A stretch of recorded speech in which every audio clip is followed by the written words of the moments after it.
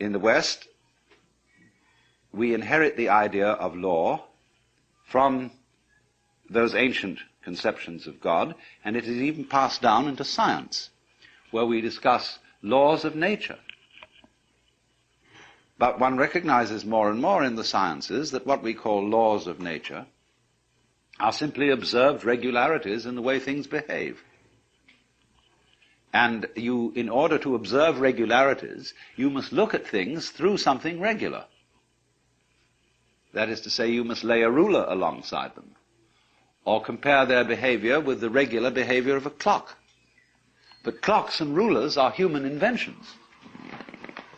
They are regular measures which we use for comparing the rates of change. Say, a clock is a measure of a rate of change. It's quite arbitrary. But we very easily compare our regulation measuring devices with what makes things happen, as if the sun rises because it's 6 in the morning. Now that's being completely backwards in one's thinking. And we get into the same confusion when we imagine, for example, that money is wealth. Here we have fantastic wealth, and we have the technological possibility of making everybody on earth the enjoyer of an independent income. We can't do it because people say, where's the money going to come from? Because they think money makes prosperity. It's the other way around. It's physical prosperity which has money as a way of measuring it. But people think money has to come from somewhere, like hydroelectric power or lumber or iron, and it doesn't. Money is something we invent, like inches. So you remember the Great Depression? When there was a slump? And what did we have a slump of? Money. There was no less wealth, no less energy, no less raw materials than there were before, but it's like you came to work on building a house one day, and they said, sorry, you can't build this house today, no inches. What do you mean, no inches? Just inches. We don't mean we got inches of lumber. Yes, we've got inches of metal. We've even got tape measures. But there's a slump in inches as such, you see. And people are that crazy. They can have a depression because they've got no inches to go around, or no dollars. That's all a lot of nonsense. But you see, because we get thinking backwards, making the metaphysical tail wag the dog, making the law rule things, whereas it doesn't. It's merely a way of measuring what happens. And so, you see, when you get into Buddhistic thought, you don't get that confusion. You're the other way around. So you're looking at a system where, to go back to the Buddha's words, this arises, that becomes, which is a way of saying, you can't have this without that. You can't have here without there. You wouldn't know where here was unless you knew where there was. And they come into being together.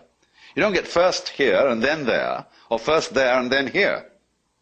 These arise interdependently. That's the meaning of interdependent origination. And to grasp the idea of interdependent origination is as important as the idea about seeing how things are related by space and intervals. And seeing, therefore, that you tend to look at life from a myopic point of view, and see details, see the trees and not the forest, see yourself as something loosely related to everything else that's going on, and not integral to it. You see the figure, but ignore the background. But the figure and the background arise mutually. They are to each other as this is to that. And so, we really have to rid our brains of the notion of causality. The notion of causality being that present sets of circumstances are the result of past sets of circumstances.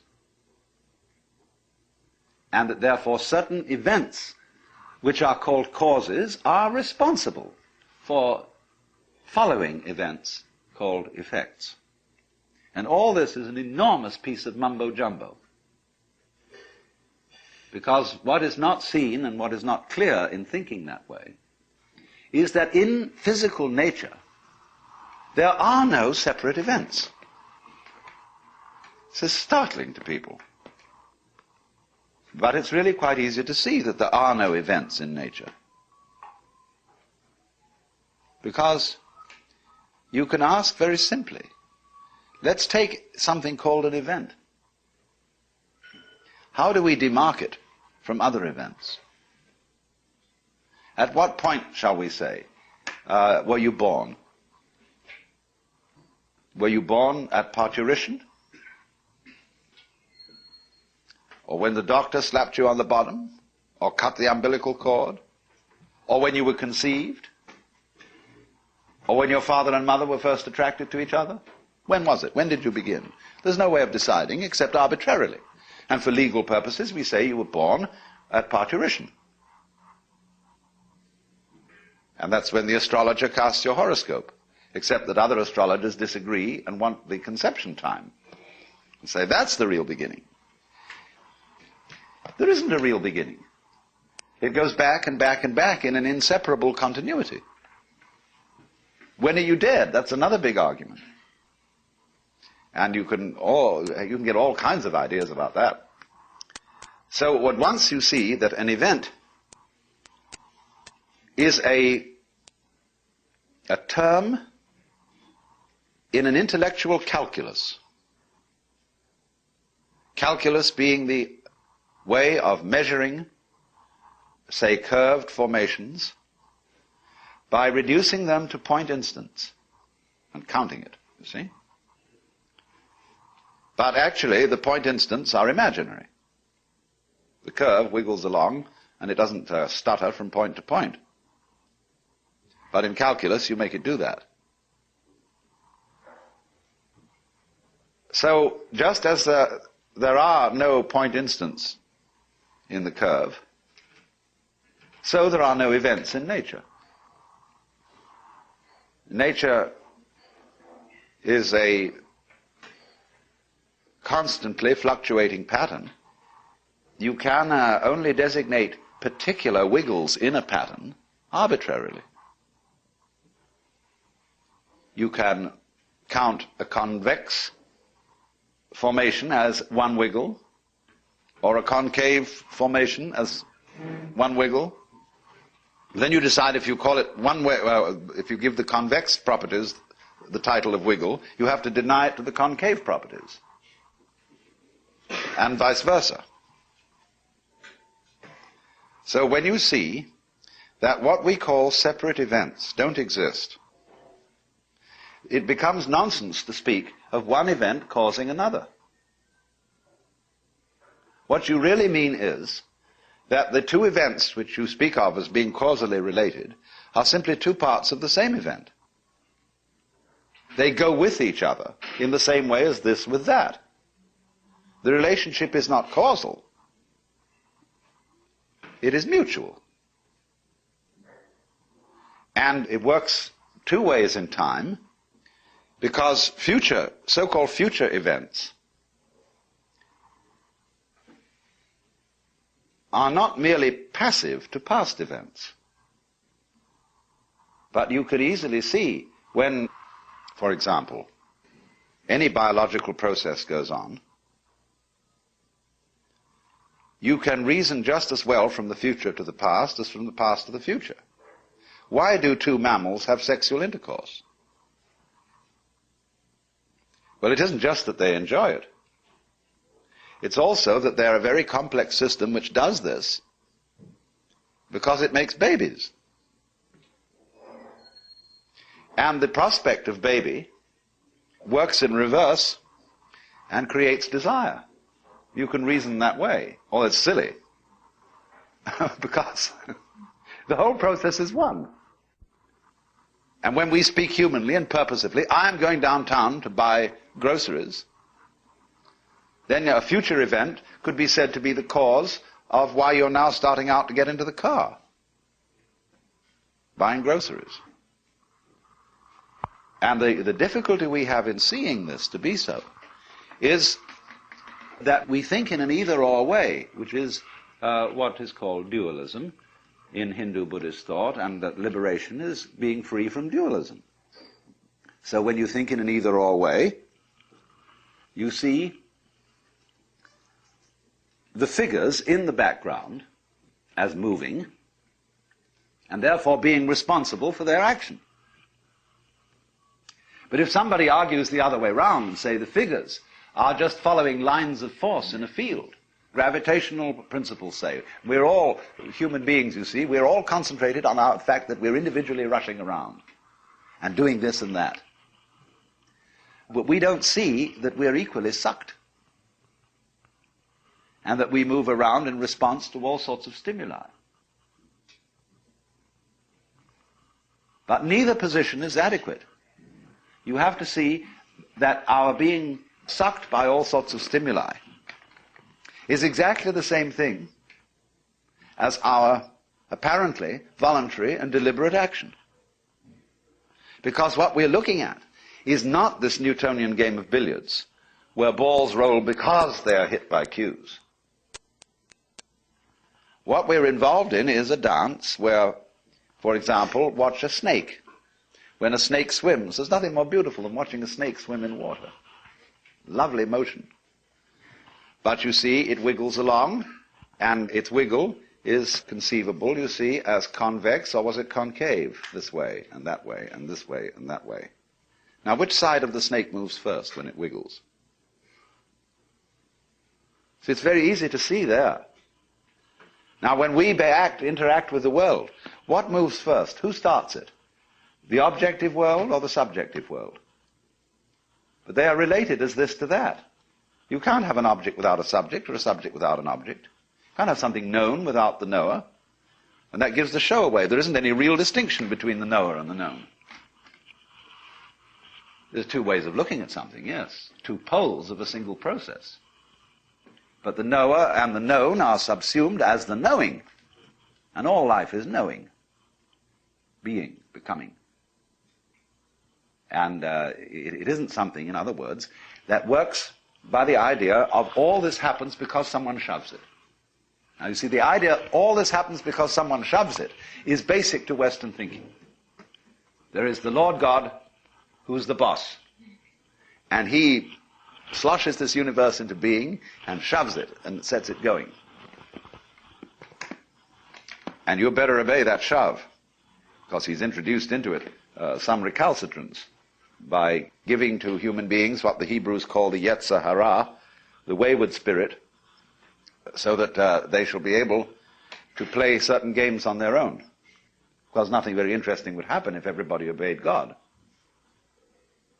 The whole world would be like a lifeless thing, you see. So they had to reason that into it in order to save face for God, practically. Because otherwise he could be blamed for all the catastrophes that happened, instead of our being able to say to each other, well, it's our fault. But then, you see, you do the flip. Bloop. In giving away the control, you got it. You got the kind of control you wanted. That's to say, where you had a loving relationship to the world, but you didn't have to make up your mind what it should do. You let it decide.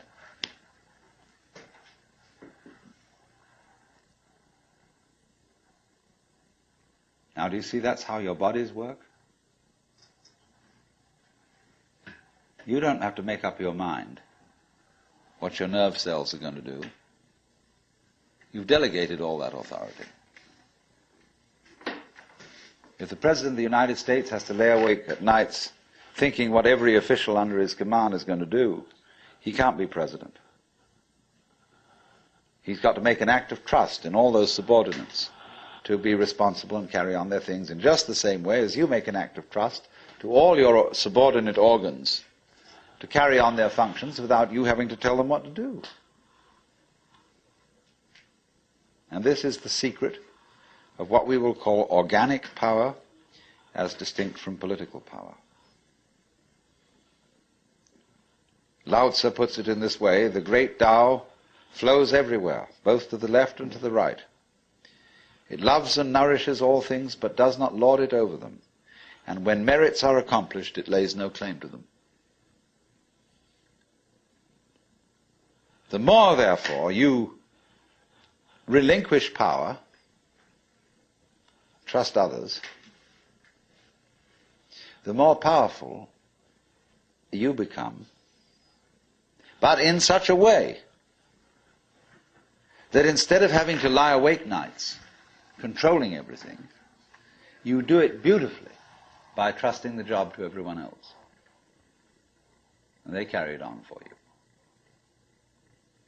So you can go to sleep at night and trust your nervous system to wake you up in the morning. You can even tell it, I want to wake up at 6 o'clock, and it'll wake you up just like an alarm clock. This seems a sort of paradox to say this, but the principle of unity, of coming to a sense of oneness with the whole of the rest of the universe, is not to try to obtain power over the rest of the universe. That will only disturb it and antagonize it and make it seem less one with you than ever. The way to become one with the universe is to trust it as another, as you would another, and say, let's see what you're going to do. But in doing that, you see, in saying that to everything else that you have been taught to think is not you, you are also saying it to yourself.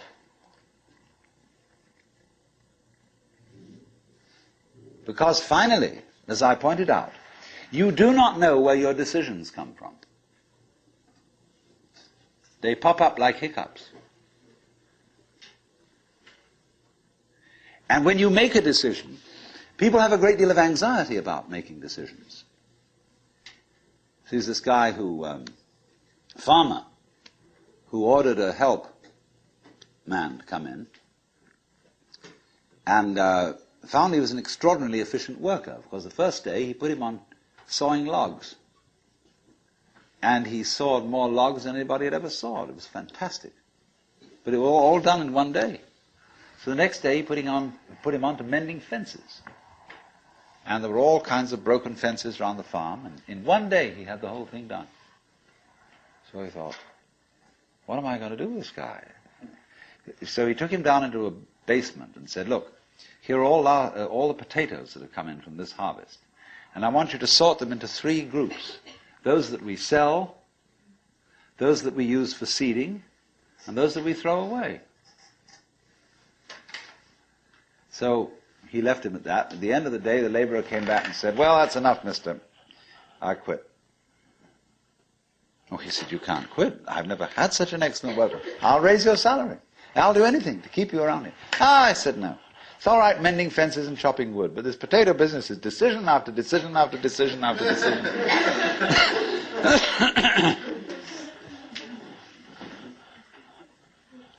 So when we decide, we're always worrying, did I think this over long enough? Did I take enough data into consideration?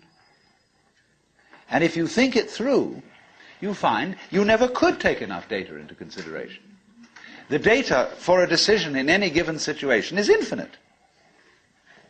So what you do is, you go through the motions of thinking out what you will do about this. And then when the time comes to act, you make a snap judgment.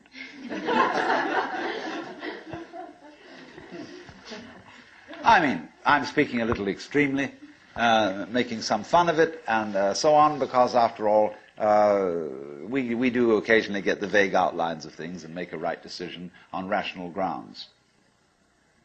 But we fortunately forget the variables that could have interfered with this coming out right. It's amazing how often it works. But warriors are people who think of all the variables beyond their control and what might happen. So then when you make a decision, and it works out all right, I think very little of it has much to do with your conscious intent and control. But somehow or other, you are able to decide and control things more harmoniously if you delegate authority. That's why very great businessmen are those who can delegate authority. Trust others to work for them. Because those are people developing businesses on the same basic structure that is fundamental to a living organism. Delegation of authority. It loves and nourishes all things, but does not lord it over them. And you see, then, what is happening is this. The more you let go of it and trust it, as if it were quite other than you,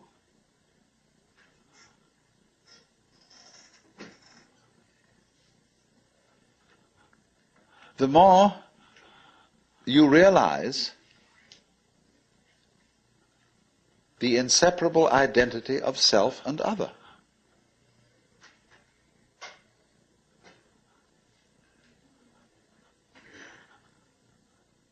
To go back, if you try to find the identity of self and other by subjecting other to self, no go. If, on the other hand, you find it through giving self, that is control, over to other, and trusting that, you may make a mistake. You may make a bad gamble. But in the long run, you're acting on a principle which has the backing of evolution. This is the way biological evolution goes on. Constant delegation of authority. That's why, obviously, the democracy is superior to the monarchy. It was de Tocqueville who said that democracy is always right, but for the wrong reasons. Because there is operating in a democracy the principle that Buckminster Fuller calls synergy. And synergy is the intelligence of a highly complex system, the nature of which is always unknown to the individual members. Because that goes back again to this point, that we're always entering a new environment. We don't ever know fully what the new environment is, because the only environments we know are the past ones. There is always then operating in the development of cellular life on any level a new way of organization, higher than any existing form, and we are not aware of it until after it's happened. If you ever saw, for example, the film Kon-Tiki, this man figured out a few things as to how to make a balsa wood raft to sail from South America to the Pacific Islands. But once he had set this in motion, he discovered that all sorts of unexpected factors cooperated with him. That when the wood got wet, it expanded so that the ties bit into it and held it completely secure. He had never expected that. And he found that as he sailed along, a flying fish would simply alight flat on the deck every morning for breakfast. That all kinds of natural factors, it was just, he had touched a key where he was flowing with the course of nature, and everything cooperated with him. Because he had touched the key. He had made the act of faith. And he was just picking up, in other words, a practice which had been hundreds and hundreds of years ago, had been followed by others who had worked it out by their great ecological awareness.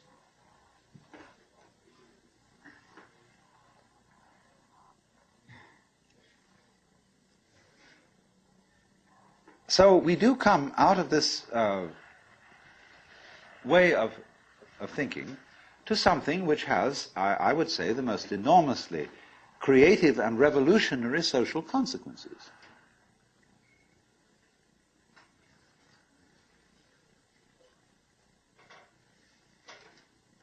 That it has become not virtuous,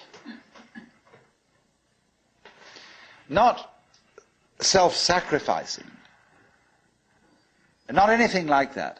It has become the hardest practical politics to let go control to others,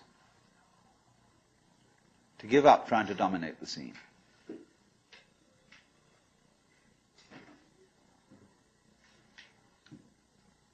Also, in a parallel way, it has become at this time in our history very much hard practical politics.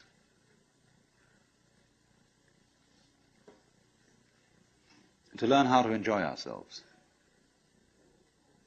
You can go to the Protestant people with their Protestant ethic who are against this kind of thing, and now say to them with great glee, it is your solemn duty to learn how to enjoy yourself. Why? Because in an age of leisure, people have really got to know how to enjoy themselves. Because if they don't, they'll smash the whole future of the human race.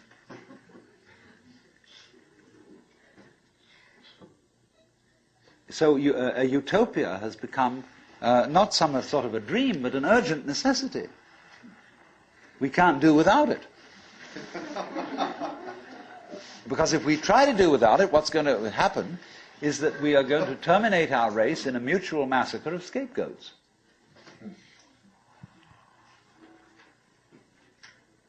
And so the present paranoia in the United States that is going on, where everybody is thinking up a new scapegoat and how great it will be to demolish them or get them out of power. All this kind of bickering and right and left politics has become irrelevant because we now have the opportunity of trusting our own intelligence, our own technology,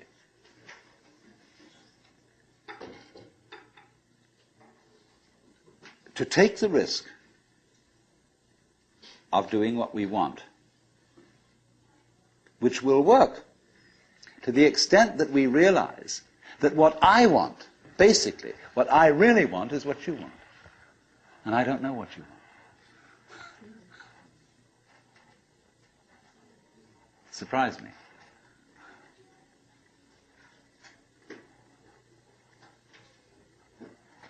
But that's the kinship between I and thou. So when I ask, I go right down to the question, should we start it with, what do I want? The answer is, I don't know. When Bodhidharma was asked, who are you? Which is another form of the same question. He said, I don't know. Planting flowers to which the butterflies come. Bodhidharma says, I know not. I don't know what I want. Well, when you don't know what you want, you've reached the state of desirelessness.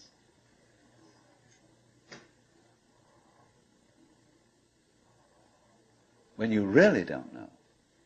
But you see, there's a beginning stage of not knowing, and there's an ending stage of not knowing. In the beginning stage, you don't know what you want because you haven't thought about it, or you've only thought superficially. And then when somebody forces you to think about it and go through and say, yeah, I think I'd like this, I think I'd like that, I think I'd like the other, there's the middle stage. Then you get beyond that. Say, is that what I really want? In the end you say, no, I don't think that's it. I might be satisfied with it for a while, and I wouldn't turn my nose up at it, but it's not really what I want. Why don't you really know what you want?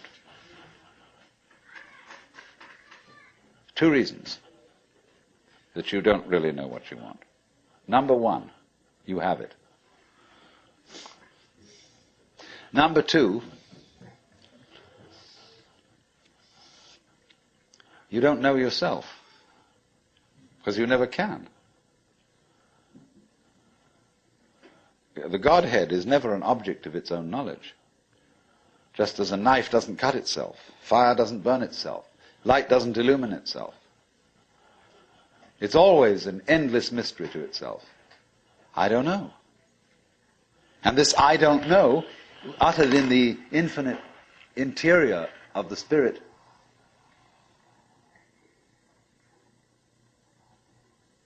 this I don't know is the same thing as I love, I let go, I don't try to force or control. It's the same thing as humility.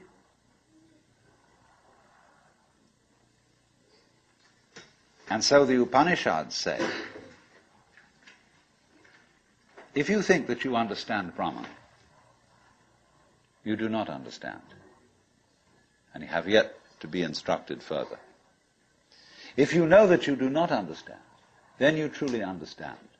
For the Brahman is unknown to those who know it, and known to those who know it not.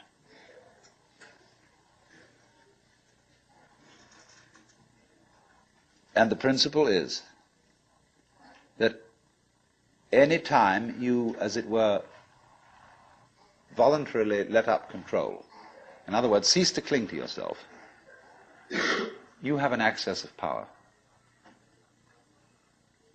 Because you're wasting energy all the time in self-defense,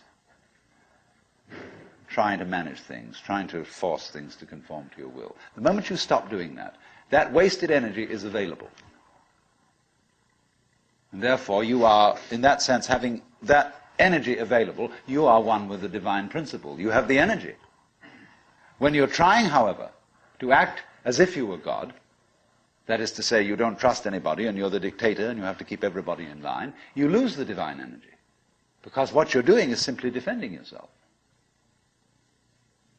So then, the principle is, the more you give it away, the more it comes back. Now you say, I don't have the courage to give it away. I'm afraid.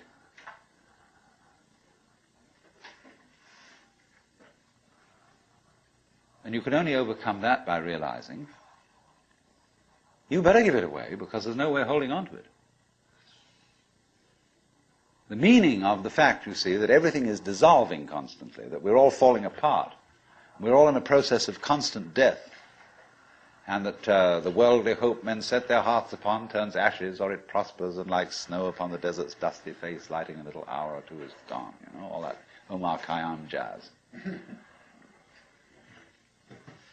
You know, the cloud-capped towers, the gorgeous palaces, the great globe itself, I, all which it inherit shall dissolve, and like this insubstantial pageant fade it leave not a rack behind. All falling apart. Everything is. That's the great assistance to you. See, that fact that everything is in decay is your helper. That is allowing you that you don't have to let go because there's nothing to hold on to. It's achieved for you, in other words, by the process of nature. So once you see that you just don't have a prayer, and it's all washed up, and that you will vanish and leave not a rack behind, and you really get with that, suddenly you find you have the power. This enormous access of energy. But it's not power that came to you because you grabbed it. It came in entirely the opposite way. And power that comes to you in that opposite way is power with which you can be trusted. Of course, what we've been talking about is not so much a set of ideas as an experience, or shall we say experiencing. And this kind of seminar, in comparison with encounter groups or workshops of various kinds, or experiments in sensory awareness, is now being called a conceptual seminar. Although I'm not talking about concepts.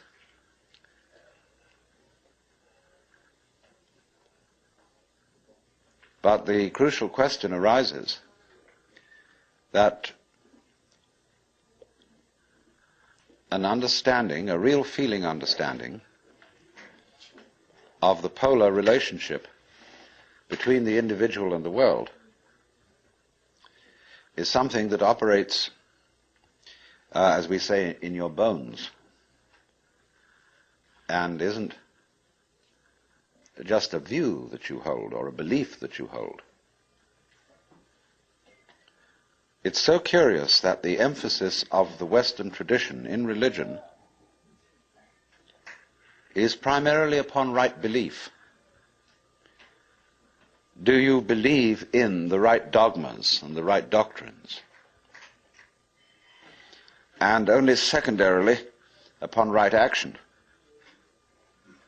Because what you believe is, in Christianity at any rate, far more important than what you do.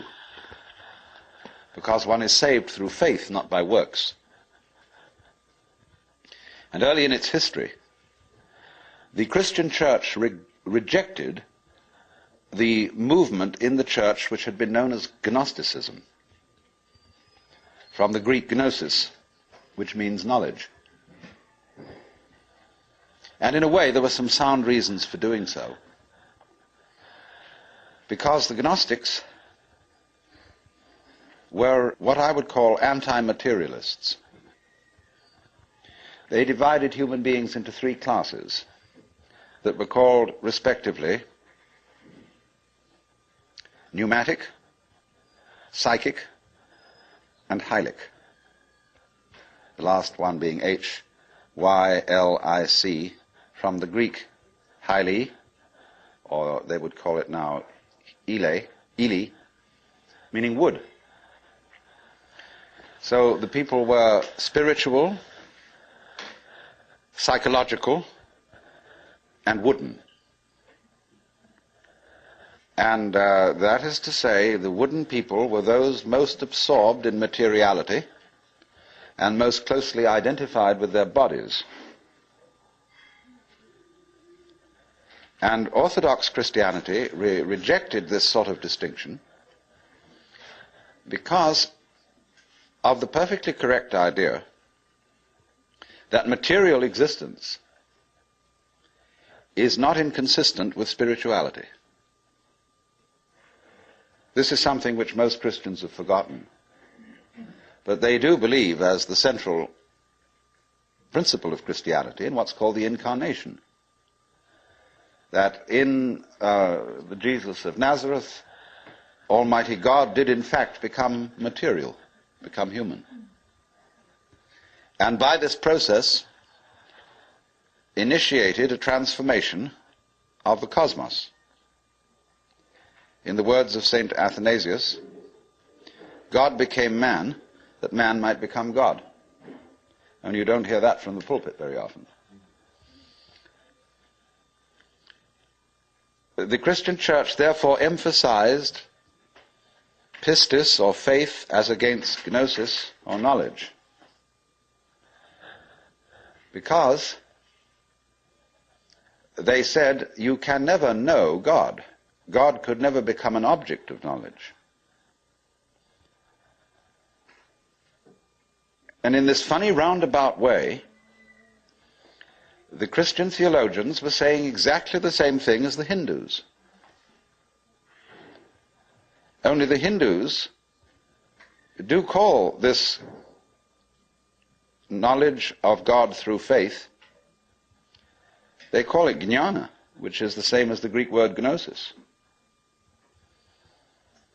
But just to give you a little sidelight on how words get mixed up in their meanings, we now have a class of person called an agnostic. And an agnostic generally means a person who doesn't commit himself to any beliefs about the ultimate nature of things. He just says he doesn't know. But the original word, agnosia in Greek, meant a special kind of knowledge. It was called the dark knowledge of God. The knowledge of God in the cloud of unknowing, to use the title of a mystical treatise written by an anonymous 14th century English monk. This monk derived his ideas from a very mysterious figure who wrote under the name of Dionysius the Areopagite. Dionysius was a 5th or 6th century Syrian monk who had learned his mysticism from Porphyry, who got it from Plotinus, who was a Neoplatonist, and who probably got a great deal of stimulation from the intellectual world of Alexandria. And Alexandria, in the early years of the Christian era, was a tremendous exchange place between East and West. Buddhist monks visited Alexandria. It was one of the great centers of trade between Rome and India. And as you may know, all Rome's gold eventually went to India for the purchase of pepper. And as a result of this, the Roman economy collapsed. They bought too much luxury from India. India, in exchange, got Roman architecture. And you'll see a lot of Roman architecture in Indian temples. But Alexandria was the great center for the Gnostics and for Christian theology. And some of the greatest theologians, Clement, Origen, Athanasius, St. Cyril, all worked out of Alexandria. Well, now going back to this strange monk, Dionysius, it was he who first put around the idea in Christian circles that there was such a thing of the knowledge, as the knowledge of God by faith, by agnosia, really, by unknowing. And he, in a book which he wrote, a very short book called the Theologia Mystica, he wrote a treatise on the higher knowledge of God, which might be quoted directly from the Upanishads, in certain parts of it. The last section of it reads like the Mandukya Upanishad, because it's a series of negations. It says what God is not. And he goes very far, because he says that God is not one. He says our idea of unity falls far short of what God is. So does our idea of Trinity. So does our idea of spirit, our idea of mind, of justice, of love. All these things are not really God. And he says in another place, if anybody, having seen God, understood what he had seen, what he would have seen would not have been God, but some creature of God, less than God, some sort of angel or something like that. It's perfectly amazing to consider the influence that this man had. For writing under the name of Dionysius the Areopagite, he became identified, you see, with St. Paul's first convert in Athens.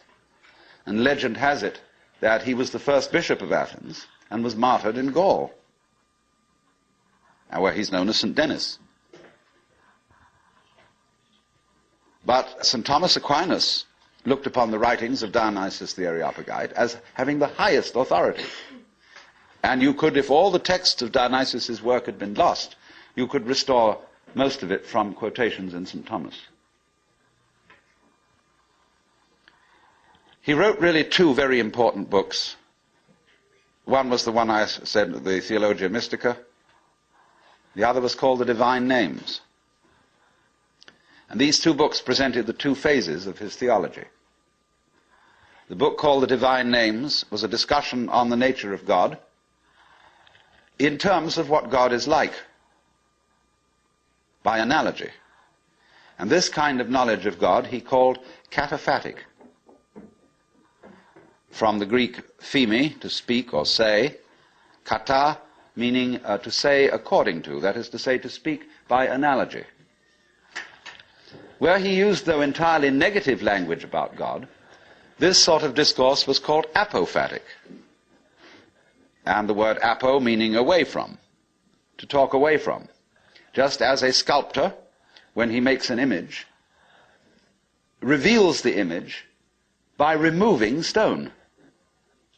And so Dionysius explained that one attains the knowledge of God by discarding concepts, which is exactly what the Hindus mean when they say, of God one can only say neti, neti, not this, not this, not any conception. So thus in Hindu philosophy, the highest state of consciousness in samadhi is called nirvikalpa samadhi, which means literally non-conceptual. Vikalpa means a concept. Nir is a negation. So the non-conceptual knowledge. Now, people have greatly misunderstood this. They have imagined that unknowing the state of the highest contemplation was the acquisition of a blank mind, from which you first discarded thought, you went on to discard perception, you went on to discard any kind of sensory content in awareness, until you were, so far as anyone could say, aware of nothing. And they supposed that this kind of catatonic state was mystical consciousness. This is often believed in India. If you go to the Vedanta Society and ask what do you mean by nirvikalpa samadhi, they will tell you that the one in that state has no consciousness whatsoever of the sensory world. That he is completely absorbed, as you sometimes see Hindu holy men sitting in a state where they are blind and deaf to everything going on around them. The founder of Chinese Zen, known as Huineng, described people like that as no better than pieces of rock and lumps of wood. He said it's a very serious mistake indeed to confuse sunyata, the Sanskrit word for the great void, which is both the ultimate reality and the consciousness thereof. He said it's a great mistake to confuse it with nothingness. It is rather to be thought of as space, or like space, because space is not empty. It contains the whole universe. And so in the same way, the state of mind of a person who is truly enlightened is not empty. It contains everything. But like space, it is not stained by what it contains. And it's often said in Zen imagery, you can't hammer a nail into space. You can't spit on the sky and soil it. If you try, the spit will just return and hit your own face. So they go on to say the consciousness in all of us, your basic mind is like space. It is completely pure. But of course by purity, they don't mean unsexual, which is of course what purity generally means in the Western world. Blessed are the pure in heart, for they shall see God. A person who's pure in heart is generally understood as one who never has any naughty thoughts. You know what naughty means? It means vain, negative, empty.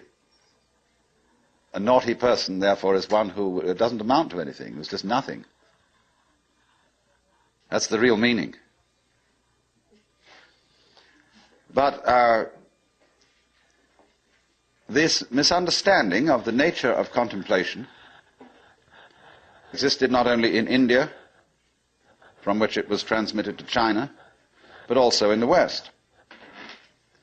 You read many treatises on Western mysticism, and there's still the feeling that getting into a deep, deep trance, sometimes called rapture, again, the word rapture has undergone some transformations. We talk about rapture as people being beside themselves with pleasure. But to be rapt means to be taken away from the body. So also ecstasy we now interpret as meaning in a state of high pleasure. But it means to be outside yourself, to stand outside yourself. Your soul has left you, it is with God. As Arabs say of all crazy people, be kind to them. They're not here, their soul is with God. But actually, if it can be true, as Buddhists say, that nirvana and samsara are one, and if it can be true, as Christians say, that the spirit can be made flesh, the word can be made flesh, then obviously the highest form of man is not sitting in a trance like a lump on a log, with a perfectly blank mind. Because if that were the highest state of consciousness, it would be an exclusive state of mind, a state of mind that shuts out life. And in that sense, it could not qualify for being what the Hindus call non-dualistic. They always speak of the highest reality as being not one, because one excludes many. Not nothing, because nothing excludes something. Not being, because being excludes non-being, and vice versa. And so they use this word non-dual to mean that which doesn't exclude anything, which, as it were, has no outside. As we say, space has no outside. You can only have outsides inside space. You can't have any outsides outside space. There is no outside space, even though space may be curved and finite.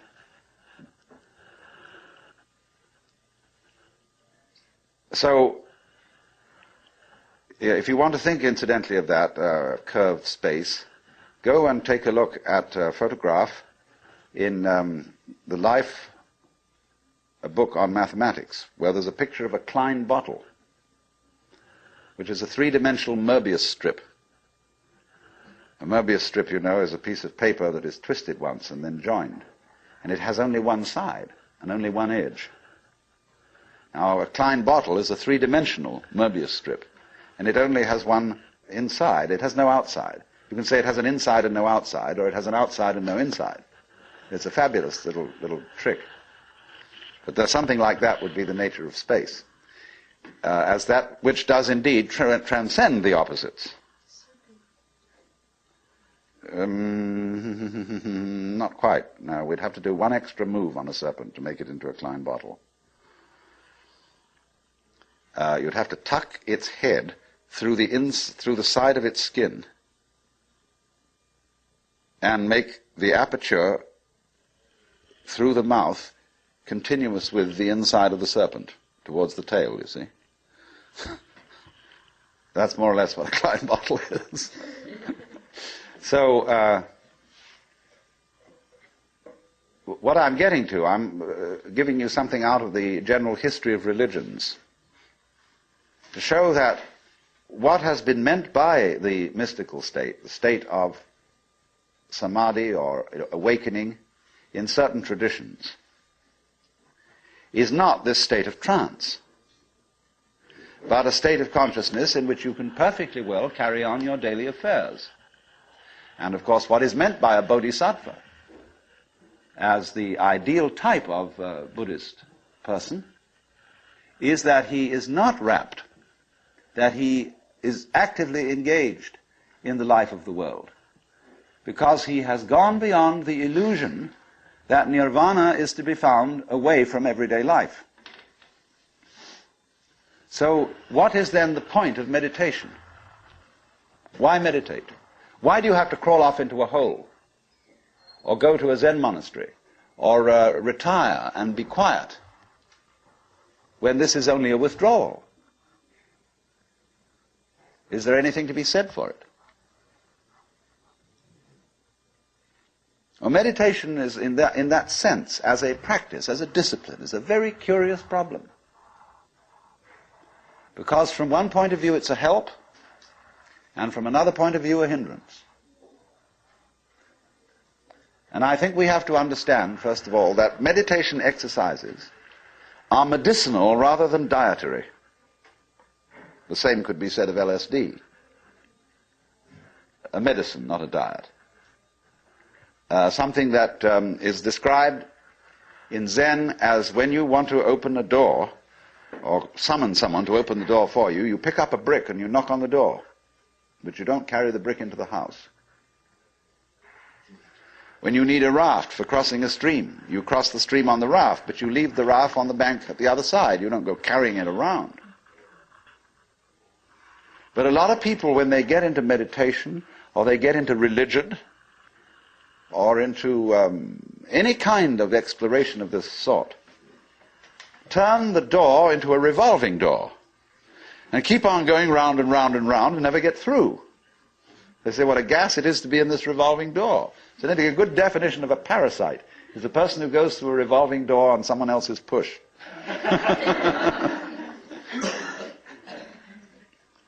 So there are all sorts of people in the religious racket who are going through revolving doors. And they're very bitter about people who walk right through and leave the door behind because they say, well, you haven't paid enough respect. You must really understand religious one-upmanship. It's a tremendously important thing. And don't be caught out by this, because what happens is there's a little game going on, which I'm going to initiate you into. And it's played in Zen, which is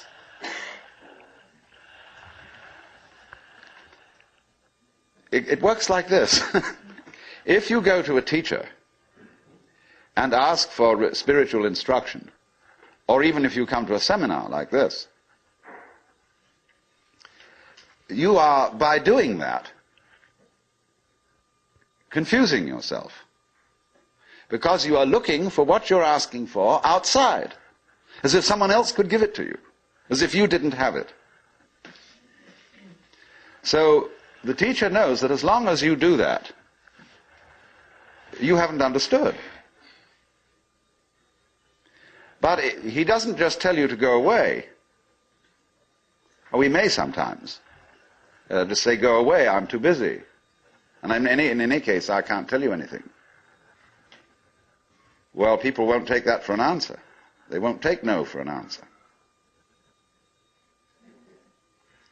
And furthermore, if he just said, go away, they would just find some other teacher who would exploit them and maybe keep them as followers for years and acquire a great deal of money by so doing.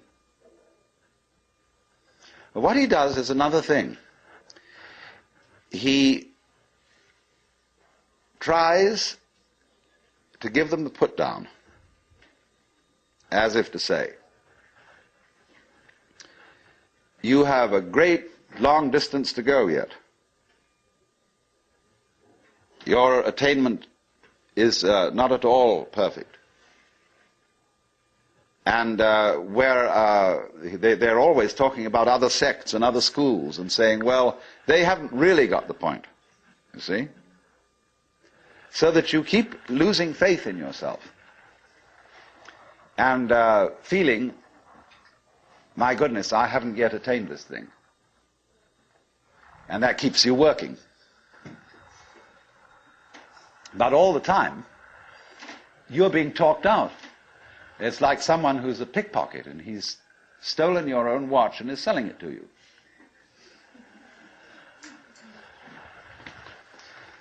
But just so long as you can be talked out of yourself, you deserve to be.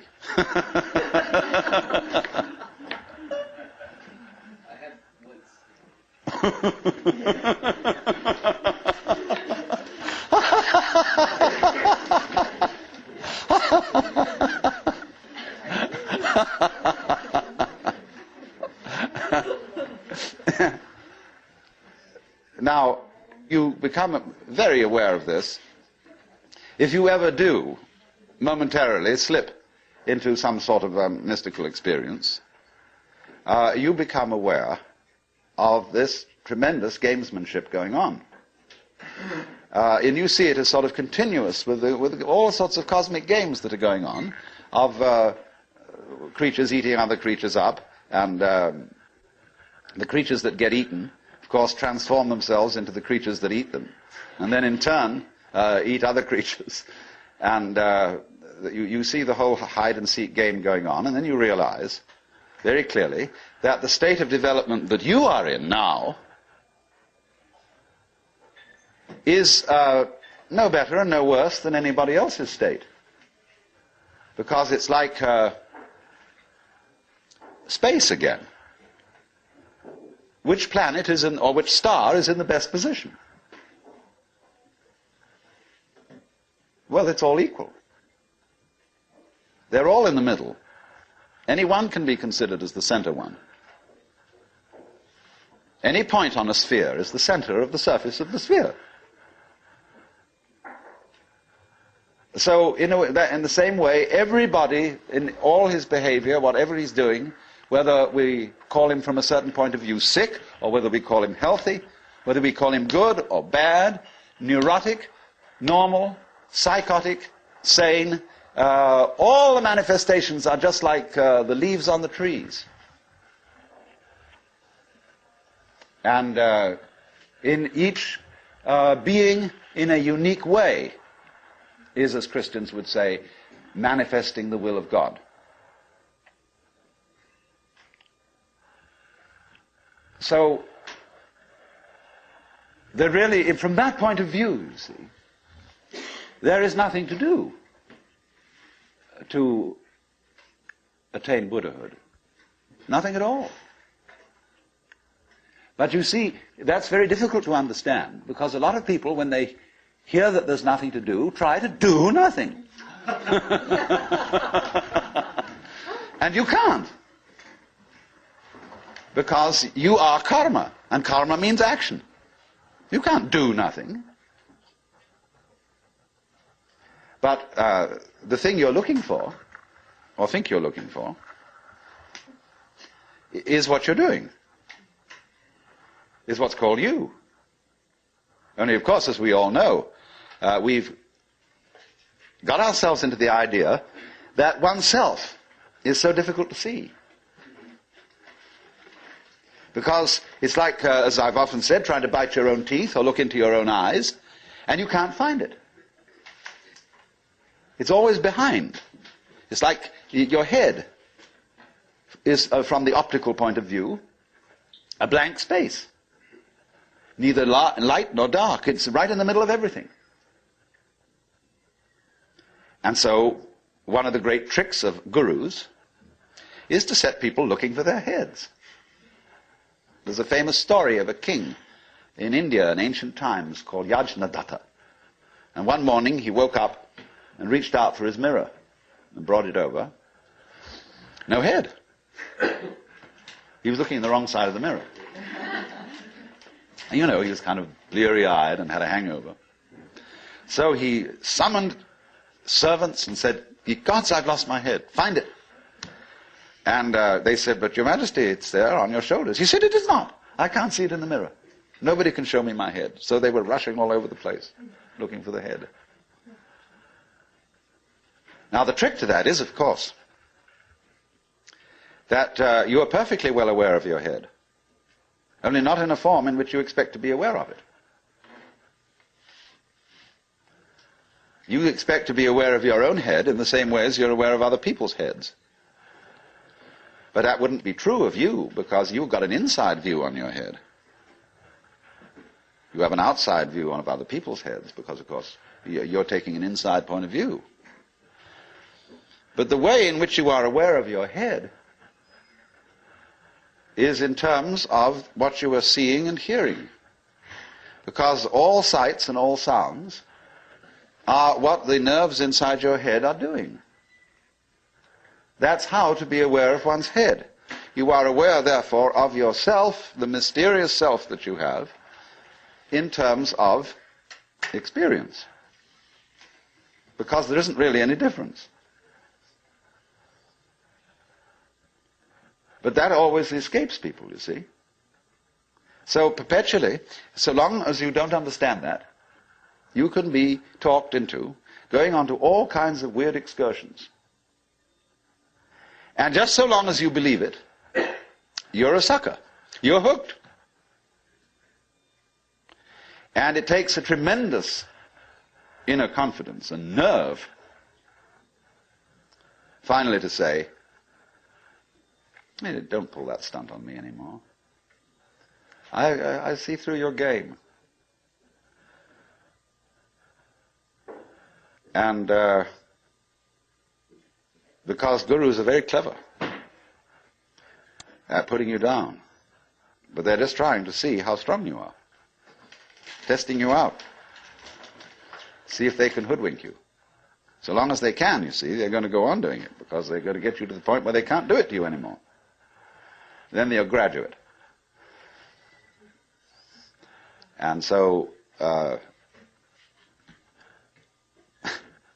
one of Rinzai's students, after he saw through it, said, well, there wasn't much in Rinzai's Buddhism after all. Of course there wasn't. He said boldly and straight out, my teaching is just like using an empty fist to deceive a child. You know, when you play games with a child and pretend you've got something here, and the child goes into all kinds of tizzy to get you to open your hand and show what it is, and then there's nothing. Fooled. So you can be fooled, as long as you can be fooled. When you can't be fooled, you don't ask the question anymore, because it's all become clear. It's all become clear that there is no puzzle about this universe. What makes you think there are puzzles about this universe? Very simple reason. You're trying to explain it. And when you explain things, what do you mean by explanation? There are several meanings of explanation. There's really one basic meaning. But first of all, to be able to translate what is happening into terms of words or numbers. In other words, to describe. But a real explanation is not just a description. It's a description which enables us to control what we are describing. But didn't we see in the last session that to control the world is not really what we want to do?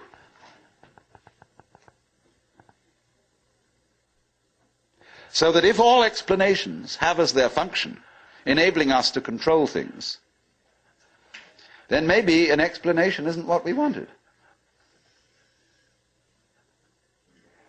And furthermore, you can very simply see that what makes things complicated is explaining them. When somebody explains to you how a flower works, and he's a great botanist, and analyzes all the innards of a flower, and shows the channels, the fibers, the processes of reproduction, and so on that go on in it, everybody stands fascinated. Say, how complicated that is. How clever God must have been to create that flower, to have all that complexity going. It isn't complicated at all. It's only complicated when you start thinking about it.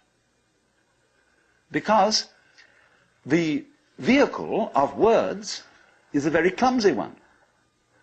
And when you try to talk about the processes of nature, what is complicated is not the processes of nature, but trying to put them into words.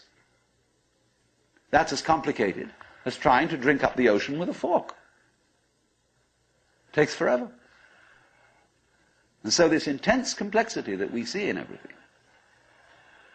is created by our attempt to analyze it all.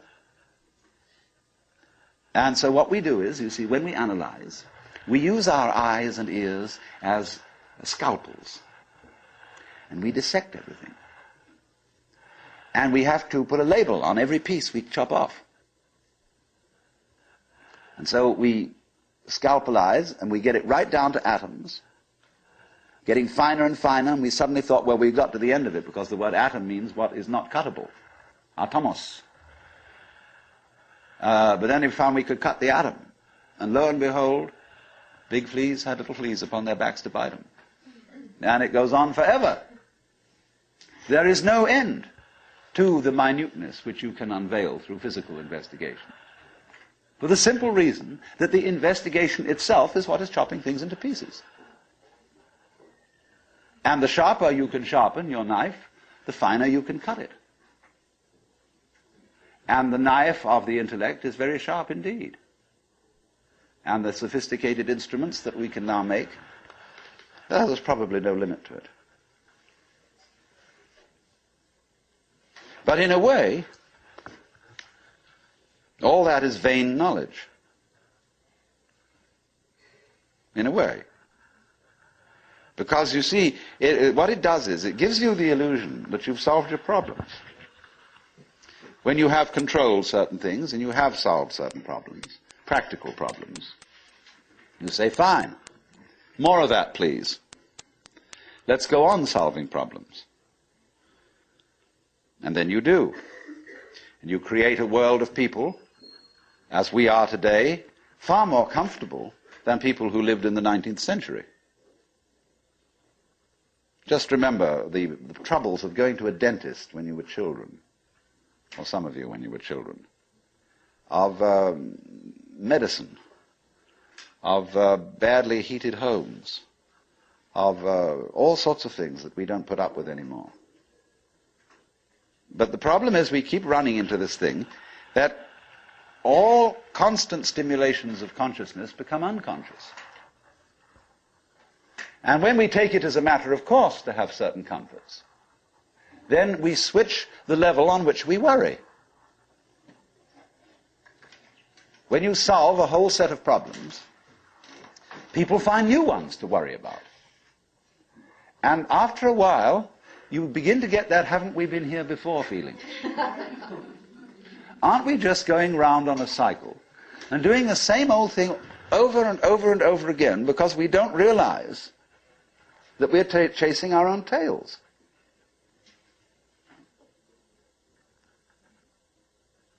By an eternally recurrent process of not knowing who you are. That is the hide and seek. That is the nature of what the Hindus call the Manvantara and the Pralaya, the period of the Manvantara in which the worlds are manifested, and the period of the Pralaya in which the worlds are withdrawn from manifestation. In and out, in and out. Evermore came out by the same door as in I went. And the thing is, to get to the point where you can see that you are doing that in every moment of your existence, with every tiny little atom of your body, you now, at this minute, you see, are the whole system of inning and outing. In other words, you often think perhaps, maybe a long, long time ahead, I shall reach the point where I wake up from manifestation and overcome the world illusion and discover that I am the supreme reality behind all this diversification. My friends, there is no diversification.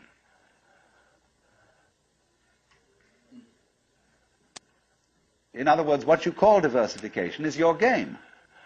In the same way as you chop the thing and then you say it is made of pieces. Because you forget that you cut it. And so when you see the world as complicated and that there are life problems and that you might one day succeed.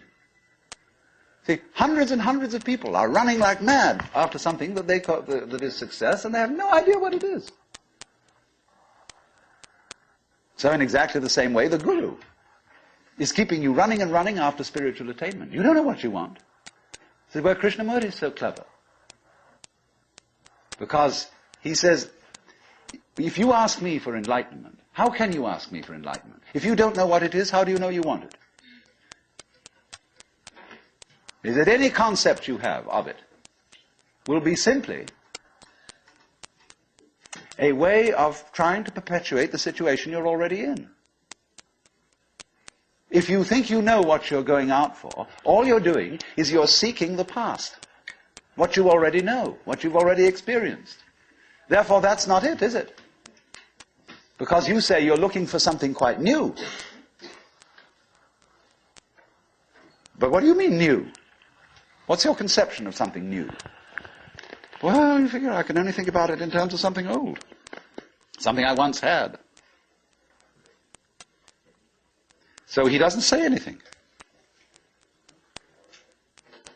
He doesn't indicate anything positively. Everybody says, why are you so negative? Why don't you give us something to hang on to? Well, the simple answer is it would be spurious. You don't need anything to hang on to. You're it. You don't need a religion. But then you say, well, what is all this religious stuff about then? Why don't we just forget it? You can try. By all means. Just go away. Don't go to gurus. Don't go to church. Don't enter philosophical discussions. Forget it. But then you'll realize that by having consented to forget it, you're still seeking. What a trap. What can you do? You see? If you stay here and listen to me, or to anyone else who comes around here, you're fooling yourself. But if you go away, you're fooling yourself too. Because you still think that's going to improve your situation. It won't. And therefore, when you discover that it doesn't, you'll think, well, maybe it was a mistake to go away, and you come back to the guru. And he looks at you and says, you are very undisciplined, very inferior student. And you need to apply yourself. Well, as I explained what he's doing. But it comes down in a way to a sort of contest with the guru. You see? Will you call his bluff? You're afraid to. Because you might discover that if you do call his bluff, he's no better than you are. Well, that's what you're supposed to find out. But without being cynical about it. He's as divine as you are. But you've got to call the bluff. There's going to be a showdown. And it's a double bind. The whole situation's a double bind. Because it doesn't do any good to stay here, and it doesn't do you any good to go away. Either to do something about it or to do nothing about it. Now then, there's something else. When you understand that, and when you realize that there's nothing to realize, and it's all here, then what are you going to do? Well, of course, this is the sense of the Zen poem. Supernatural activity and marvelous power, drawing water, carrying fuel. You know? Do whatever one does as a human being. But there's a little element of Philistinism in that. It's like when a child is pestering father or mother with all sorts of questions. They finally get down to the deepest metaphysical problems. They say, oh, shut up and eat your donut. And I wouldn't say that, you see, at this point. Because life, as one looks at it, you see, is in fact a celebration of itself. When you look out at night at the stars and you really wonder, good God, what is all that about? Well, it's a firework display. And it's celebrating High Holy Day. It's whoopee. And the whole world is whoopee. It's a kind of exuberance. And therefore the proper function of religion is digging this. It's not seeking. It's not seeking anything, but is, in a way, thanksgiving. That's why, of course, the Christians were right in calling the Mass the Eucharist, the thanksgiving. Only they had such a complicated way of thinking about it that nobody could understand it. So in religion, all religious exercises, whether they are meditative or whether they are ritualistic, are whoopee. They are not something you do in order to attain anything. They are like art forms. like dancing. They are expressive of attainment, of the attainless attainment. So here's another hang-up for you. When you go to Mr. Suzuki, who runs the Zen Center, he's a good disciple of Dogen, who brought Zen, a certain school of Zen to Japan in the 13th century. Dogen said, you can't sit and meditate unless you're already a Buddha. In which case, why meditate? Well, meditation is just the way a Buddha sits. And he called this sitting just to sit, not to attain enlightenment. Because the minute you do that, you see, you're not meditating.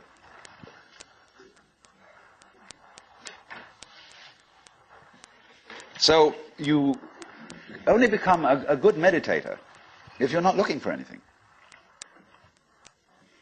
Therefore, you realize what a great thing is to be able to. And what a great thing is to dissect the world with analytical intent. To be able to alter the trees, floor, and the light in front of you without calling it light or floor or trees or thinking that it has parts or thinking that it's complicated. It isn't. So when you can sit without thinking,